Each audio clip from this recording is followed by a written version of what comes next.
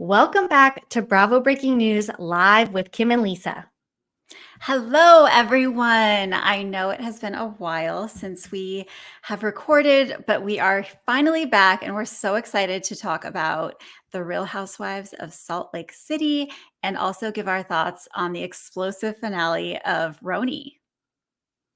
I know there has been a lot going on personally, so thank you guys for being patient with us. But there has also been a lot going on in the Bravo world. I have so many thoughts to share about Angie and Monica, Monica's mother, who is inserting herself and entering the chat, and my Real Housewives of New York MVP, Jessel Tank. And I can't wait to hear what you think about that, Lisa. Oh my gosh, I'm so excited to get into it. We're going to get into it all, but before we do, make sure you guys are subscribed so you don't miss any Bravo breaking news.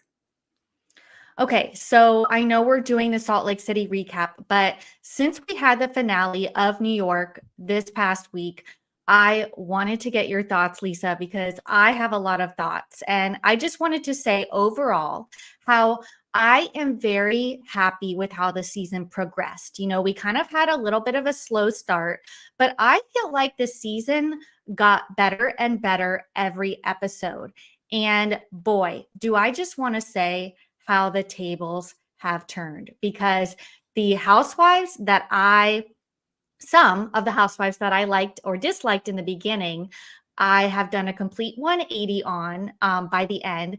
And one of those is Jessel Tank, who is now, yes, my MVP. What do you think? Do you agree? Do you disagree? What are your overall thoughts on the season? I completely agree. But honestly, I liked the season from the start. I think, sure, it takes a couple episodes to kind of find their footing, but I still enjoyed it from the get go. I think we can say that this reboot was a success. People are talking about it, people are excited about it. I'm sad it's over. So, you know, that's a good sign when you want more. I think these ladies really just brought a different New York. And I really enjoyed watching it. I still stand Jenna Lyons. However, she's not one to sort of get in the muck and the mire as much as some of these other ladies. Brynn, I think, is a superstar. And I agree with you on Jessel. When she first came on the screen, I didn't really know what to think. I wasn't really connecting with her. I wasn't really relating to her. But now she is like one of my favorites. And I think that she definitely landed on top this season. I mean, she's got like Rolling Stone, magazine doing articles on her. Like she's getting queen status. Totally. I mean, if you go back to our early RHONY recaps, like you and me are hating on her so hard. We are like, she is so annoying. She is socially inept. Like she, has issues. But I relate to her so much more now. I love her and Pavitt's relationship. Love. The whole mileage run is such a stretch. Like Sai and Aaron, please give it up. Give it up. You are reaching for something that isn't there. And honestly, Sai and Aaron, no, they're at the bottom of the totem pole at this point. And Brynn and Jessel and Jenna are my faves as well. So now, and it's funny because when we started, I really liked Erin. I thought that she was, she seemed down to earth. She seemed just kind of like cool New Yorker. And I don't know, she really kind of took a dive for me throughout the season. So, yeah, it's just so interesting to see these alliances shift on the screen, but also within ourselves, kind of whose side we're on. So where do you land with Uba? Uba, yeah, no, I love her. I love her. I don't think she really, made a huge impact on me, to be honest. I'm seeing a lot of people are saying she's the fan favorite, and don't get me wrong, I love her, but I kind of just need more from her. Maybe I'm leaning more in her direction now that Aaron's on my hit list, that Uba kind of went after Aaron. But yeah, no, I love her. I think she should return. I think she's a strong character, a strong housewife, and I definitely want her back. What do you think? Yeah, I agree, and honestly, I think the ladies are a little bit scared of her, though, after what they saw go down, with Aaron, and I think in the finale, when, Brynn revealed that her man was living in Connecticut, which honestly, not a huge revelation, like she said, drop down CT, there's a lot of people who live in Connecticut, it's not really giving that much away. Do I think she should have repeated it? No. But then again, Sai also should not have repeated it, not once, but twice, that Uba was even dating someone. So, sorry, I'm digressing. But I think Sai was so quick to apologize to Uba in that moment and was so quick to get on Brynn about revealing that because she's scared shitless of Uba. And honestly, I would be too. That woman has a temper. She runs Uba hot. Oh, yeah. I mean, I couldn't have said it better myself. But a lot of people are calling out Uba and Jenna for signing up for a reality show, yet not showing their whole lives. That's an Mhm. issue that we run into a lot. Jenna was very, very secretive about her, relationship earlier in the season. Uba's being the same way. Do you think they have a right to kind of keep that behind closed doors? Or they're on a reality show. Uba needs to face the music and realize that her relationship should now be, almost an open book. I mean, I don't think it's black and white here. I think in Uba's case, when something is new and you don't know where it's going, I absolutely think you have a right to keep that private. If you But then, Jenna's relationship was not new per se, but it seemed like she had worked that into her contract or she had made it known upfront, "Hey, I'm in a relationship. I'm not going to show that." And they still wanted her. So, I listen, I'll take any Jenna that I can get. Even if she's not showing that side, I still think she showed a lot of her business. She showed, parts with her son, which I thought was amazing. She did let us into her world enough, I think. But I can also see the side of saying, look, you signed up for this and you got to show everything.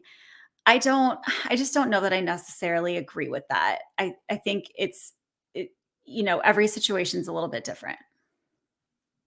Okay. All right. Well, I'm interested to see what happens with season 2, who returns, who doesn't. I'm kind of hoping we get to see the whole cast back, but time Same. will tell. Okay. Yeah, So are you ready to move into Salt Lake City? let's do it.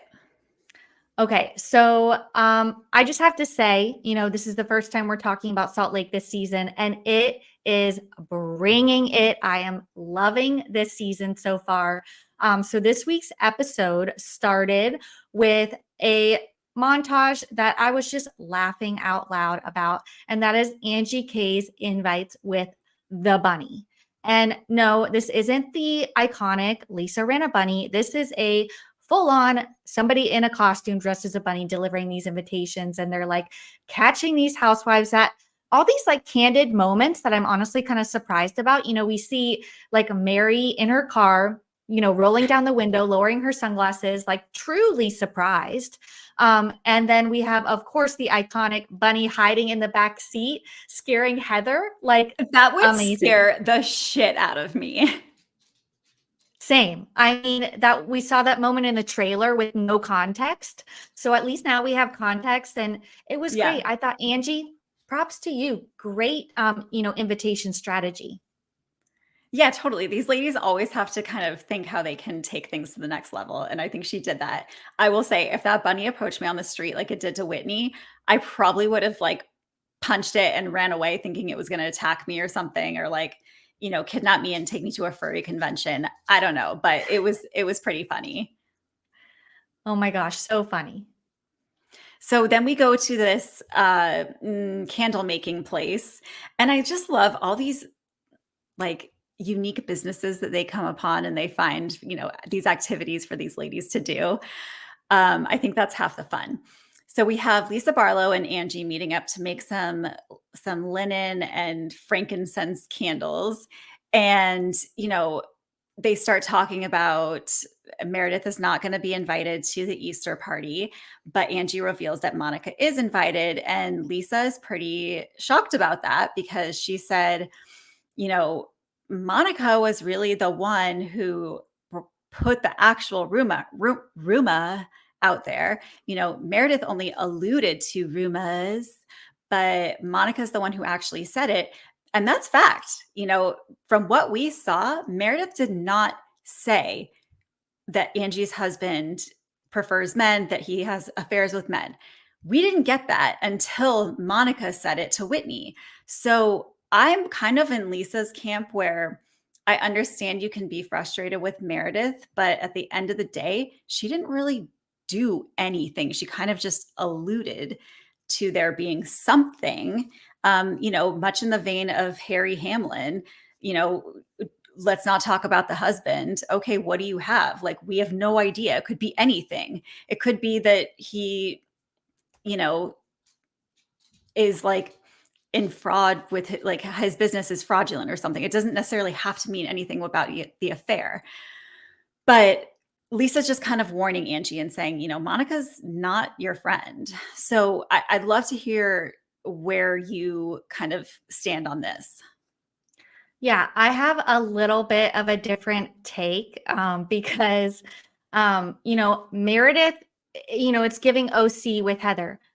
Well, maybe not with Heather, but Meredith brought it up on camera, the rumors and the nastiness. Like, you don't want to talk about the husband? I'll talk about the husband. Like she's the one that brought it up on the show, period. It would probably not even be talked about if Meredith hadn't brought it up and the ladies kind of ran with it. So that's like where that's my stance. That's where I, am taking with this right now. Okay. But also, I don't think that Meredith, like, now it's all this issue with, oh, I support GLAAD, I support, the LGBTQ plus community. And I don't think it has anything to do with that. I think Meredith is a proud ally. I don't think that, any offense should be taken because of that. But I do think that Meredith should take some responsibility and should be held accountable to a limit for kind of just bringing this up to the group in the first place, introducing the rumor. The rumor. I can tell you've been practicing that. It was good. Maybe I have, maybe I haven't. Okay, so can we just talk about Mary Cosby and her son for a minute? That entire scene was so uncomfortable to watch. We're sitting in Mary's house that, was decorated in the 90s and has not been touched since. Green carpet, couches with fringe. Meanwhile, she is so quick to criticize everyone else on what they're wearing, on how they look, on what they're eating. And Mary, I'm sorry, your kitchen has bright blue cabinets. Like, I just don't know that you can be talking about this stuff. But anyway, the son, she's kind of asking, hey, I'm hearing you're married. Is that true? Yeah, I don't know. And he is also like a very interesting character himself, like, I mean, you wouldn't expect anything less from, Mary Cosby's DNA because she is a total oddball, but he is like, I don't know if it's just because he's shy on camera or what, but he's like mumbling, like doesn't want to say anything, but he basically reveals that they went to the courthouse and got married. And then Mary's like, oh yeah, I did see them get dressed up like a year ago and rush out the house. And I didn't know where they were going. It's so odd. And he tells her it's been like a year and we get a year. And we get the iconic. I know. And, Mary's so surprised. We get the iconic eye bulge, that I'm sure isn't the last time we'll see this season. She's so taken aback. And yeah, they live with her. Like, it's just kind of crazy. Obviously, they didn't have a ceremony or anything like that, but he's been hiding this whole time. And now she's like, oh, I'm not going to provide for you anymore. But like, are they still living with her? where is the girl? Is she still in the picture? Like, do they all live together with Mary? Is that what we're supposed to believe? I think so, and it seems like Robert Sr. is nowhere to be found. He's off living his life in Florida or Vegas or wherever it is, but it's just such an odd family dynamic and such an odd family. I I've never seen anything like it, and I always think, like, Mary is so rude to people. I'm like, how is she a pastor that people look up to, in terms of, oh, that's how I should be living my life? Like, no, she is not kind. No, not kind at all. I mean, and it's like the only person she is, she came in on as Meredith's friend of, but you would think that she would be interacting with some of the other women or, on their good side. No, it's Meredith and Meredith only. And we see Mary invite Meredith over, and Mary's just straight up complaining about everybody else. She's like, I figured like maybe some of the other women have changed by now, but they're not. They still haven't grown. They feel monotonous. And she's referring to the year she took off from the show. And she was Yeah. like, oh, maybe it'll be different this time. And she comes back, and of course it's not different. It's still the same drama. And what do you expect, Mary? I don't know what she expects, but you can't win with her. But of course, they talk about the rumors and the nastiness. And Meredith, once again, brings up her, glad support, how she, I guess it's later in this episode where she has to go to the awards and miss the lunch. But I mean, the rumors just keep coming up, and Meredith is in defense mode.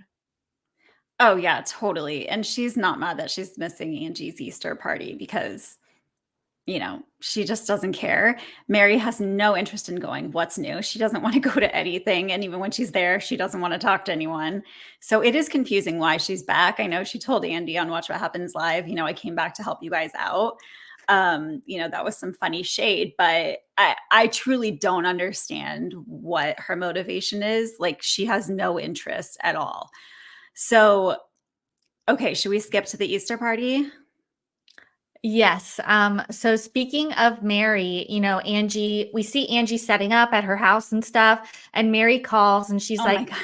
I can't come because, I had a flood in one of my rental houses about a year ago. And she's just like so serious. I guess the construction just got done, so she has to go see it. And it's like, Mary, like, okay, we get it. You don't want to be there, but maybe just like say it straight up. Like, I don't really feel like coming, except, and not just make up this excuse. But it did make me laugh. I mean, that excuse was just wild because it's also she's calling her, what, 15 minutes before the party is supposed to start? "Oh, I have to go see my rental house." Like, it's just wild. It's something that only Mary Cosby's brain would think up and think, "Oh, this is an acceptable excuse." At least make something up that sounds better. "Oh, I'm not feeling good." Like, go, stick with what works. Right, right. So we see the other ladies start to arrive. And I just, made a note about how Heather brought 9 lemons. And, I Mhm. just hope that Angie puts them in a bowl, channeling Shannon Bedore. But that's kind of Shannon's thing. Heather, I don't know, like, are you, trying to steal Shannon's spotlight now that, she's kind of on the back burner? I thought that was kind Yeah, of funny. I thought it was kinda weird too. Is that a known Greek thing? Is that a known Easter thing? Like, I didn't know where that came from. It seemed very random and it seemed very, very Shannon. Um, but yeah, I thought the same thing. Put them in a bowl. Put them in a bowl. So all the ladies arrive, and Angie gives a speech. And it's a very interesting speech because, she's kind of course, talking about like the meaning of Easter and the Greek culture, and how she's so inspired and uplifted by Christ's resurrection, how he's overcome so many challenges and ridicule from others. And everybody's just sitting there being like, Angie, come on. Like, she's literally comparing herself to Jesus. But honestly, I thought it was hilarious, so entertaining to watch. What were your thoughts when you were watching that? Yeah, I mean, she thinks that she was crucified in Palm Springs, and now this is her resurrection. I think it takes a special type of person to make that correlation, but hey, whatever gets her through the day, I guess. I did think it was funny that Whitney was like, "I started crying," "I cried because it was so inspiring." Um, but we get these 2 sort of, uh, conflicts happening at the same time. We get Heather and Lisa talking, and then we get Monica and Angie talking. So Heather kind of pulls Lisa aside and says, "Hey, Whitney told me that you were triggered by me having Angie over to my house." Um, and Lisa's like, "Yeah, I was definitely triggered, and no one was there to support me." But it's like I don't think they were in a good place back then. So I don't know. The whole thing is kind of weird. It always seems like Heather was wanting Lisa's approval, but now Lisa wants Heather's approval or something. And Heather says, "Well, I want to know why you didn't want to come and talk to me about Jack's mission." Um, this I totally get Lisa's side on this. Like Heather is obviously taking a very vocal stance on her not having a good experience in the Mormon church. And Lisa just wants to support her son. Lisa enjoys her faith and she doesn't want to like bring anything negative around Jack going on his mission. And I totally get that. Um, I think Heather is starting to understand it, but she's basically saying that Lisa practices a Mormonism that like doesn't seem to be the same as Heather's. And so she's like, yeah, if it was all Diet Cokes and tequila and strapless dresses, maybe it would have been a different story for me too. So there's a little confusion here on, I don't know if there's different like levels of how strict you are, but it seems like they just are kind of on opposite ends of the spectrum here when it comes to the Mormon church. Yeah, I've kind of always thought that Lisa Barlow was kind of, on a different level of Mormonism. She seems to Right. lead, from what we see, she seems to lead a very normal, not super religious or strict lifestyle. And her kids the same, she drinks, she goes out.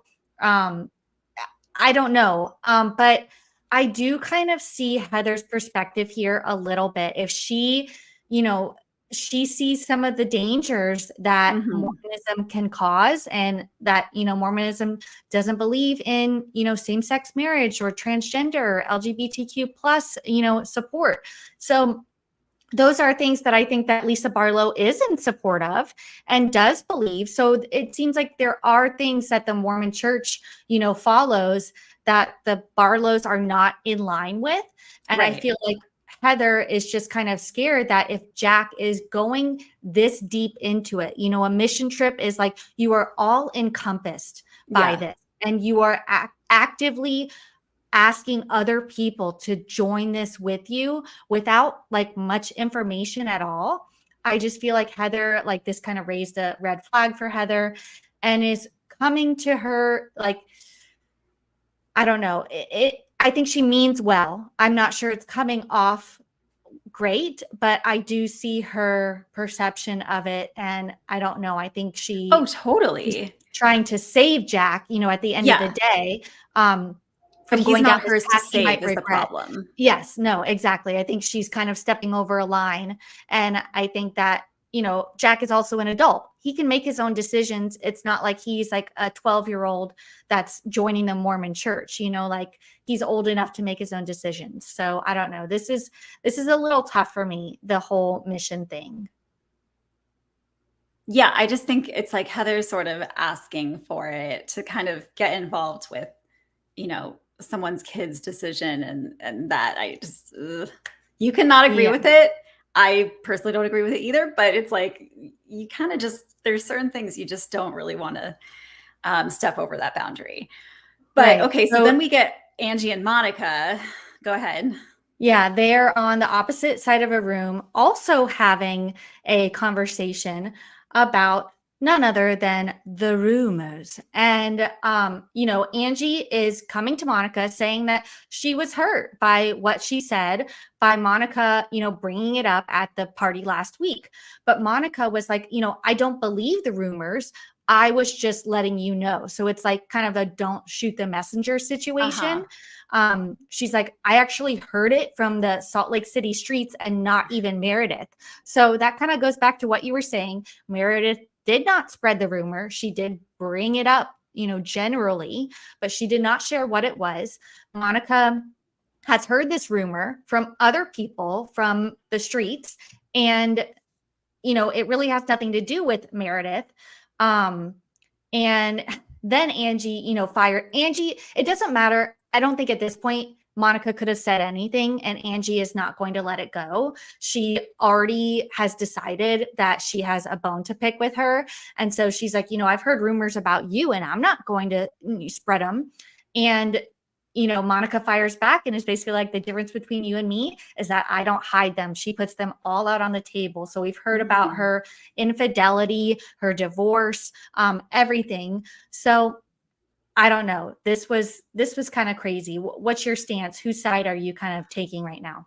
Well, I think when Monica says, I heard it in the Salt Lake City streets, immediately I was like, Jen Shaw. She heard this rumor from Jen Shaw. We've seen Jen before try to spread rumors. Like, remember when she's working out with Whitney and she says something about, is it Meredith and Seth? I can't even remember at this point, that, maybe there's something going on. Like maybe they're not being truthful. So I feel like it is straight from Jen Shaw's playbook. We know that Angie was friends with her before, was her assistant, and also that she knew Angie. And so I feel like Jen Shaw is sitting in prison watching this being like, excellent. But I don't know. Monica's mom comes over. She wants to have her moment on camera. And she basically starts chastising Monica as saying, this is a family event. Like, lower your voice. Don't do this. Go to the bathroom. And listen, she's not wrong. And I don't think you should be arguing like that, at a family event. However, it's so clear that their relationship is so complicated. And it seems like when the camera is on, Monica's mom wants to be a mom. And when the camera is off, she might behave differently, or Monica just still carries this resentment from when she was growing up and her mom wasn't really around. But all of a sudden she wants to kind of play this part of peacemaker of, I'm so sorry for my daughter and her outburst. And I don't know. It didn't sit right with me. Oh man, it did not sit right with me, is putting it lightly. This woman is the thirstiest woman that I have ever seen on Housewives. Maybe, I'm exaggerating here, but to think, okay, this is your job. This is Monica's job. If she got, casted to be on Real Housewives, she is going to go to an event and, talk to somebody about the issues. There will be drama. There will be fighting. There will be yelling. If every single housewife's mother was sitting behind her, but sitting, behind her shoulder, being like, oh, no, don't say that. Oh, no, that's inappropriate. Oh, no, you don't do that. Like, we would never have anything. We would never have the housewives. So this woman inserting herself and thinking she is, God Almighty coming in here trying to find a resolution between them is not her place whatsoever. She needs to stay out of it. She has been rubbing me the wrong way for several episodes now. First of all, like her name, LD, like I don't even know. I can't do that. But, and Monica, if anything at this point, I think we should believe Monica. Monica is saying that she wishes she had a different mom. Her mom is like a heartless person. And if a daughter is saying this about her mother, at this point, I think we need to believe her. I think we need to believe Monica in this situation. And I don't know, I've seen a lot of people like standing up for the mom on social media and the other housewives standing up for the mom. But I don't know. I don't know about that. I'm with you. Monica is not some angsty teen who's going through her, I hate my mother phase. Like, she's a grown woman. She has kids of her own. She knows what it takes to be a mom. And she obviously has some like deep trauma with her own mother. And I believe her with that too. And I think that her mom is putting on this persona on camera and, wanting to get the pity of the audience and of the other housewives, and it's working. When Monica finally decides to leave after she apparently fell down the stairs at Angie's house and got all banged up. Did you see that on social? Yes. If you guys haven't seen my stories at Bravo Breaking News, I posted all of the tweets because Monica and Angie are going at it. And Monica reveals that there was some sort of incident at Angie's house where there was no railing on the stairs and she fell and had to go get a CAT scan at the hospital. Like, what? And so she said that when she's sitting on the couch, that was after the fall. And her mom comes over and says, I want to go dance, but I don't want to leave you. So I don't know. The whole thing is just so strange. But I feel bad for Monica. I think she is, trying to have a relationship with her mom, but it's um, proving to be more difficult than I think she would like. Yeah. So I don't know. And so I just saw this morning and I feel like I have to read it. So we did hear from Monica's mom on Twitter also. Oh boy. First of all, her handle is LD Millionaire. What? Don't know what that's about, but that is a red flag, to begin with. She's So about to sell us into her, multi-level marketing scheme.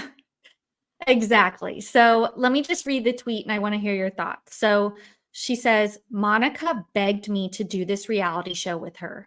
Begged. I didn't want to do it. She told me all I had to do was cook and speak Portuguese. How did she return the favor? She did me dirty. Meanwhile, I would never compete with my only child unless it's sports.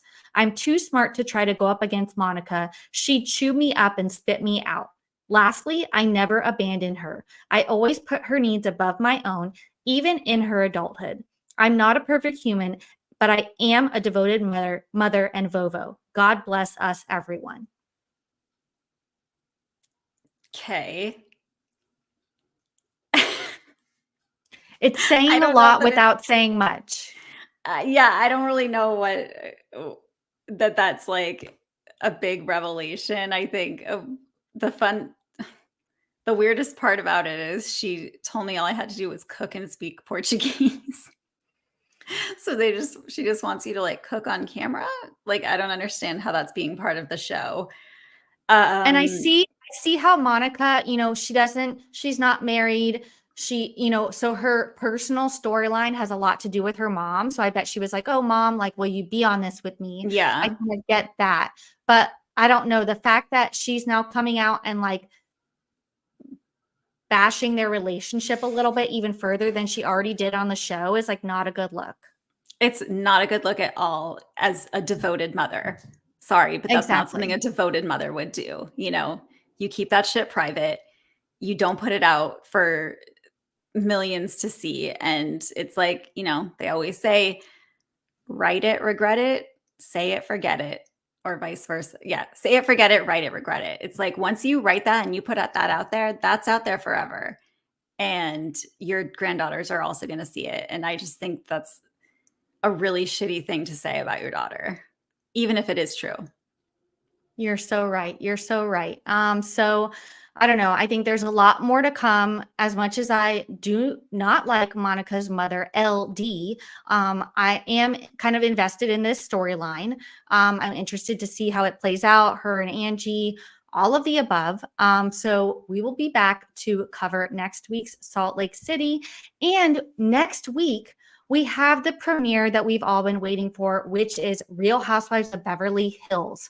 So I think Lisa and I will be back to cover that as well. And we have Miami premiering the following week and then BravoCon. So there's a lot going on. There's a lot going on, guys. So Lisa and I will be here to cover as much as we can. And yeah, any final words, Lisa? No, just make sure you follow Bravo Breaking News on Instagram. You can find me at Lisa Not Rinna, and we will see you guys next time. Thanks so much for tuning in. See you guys next time. Bye. Bye.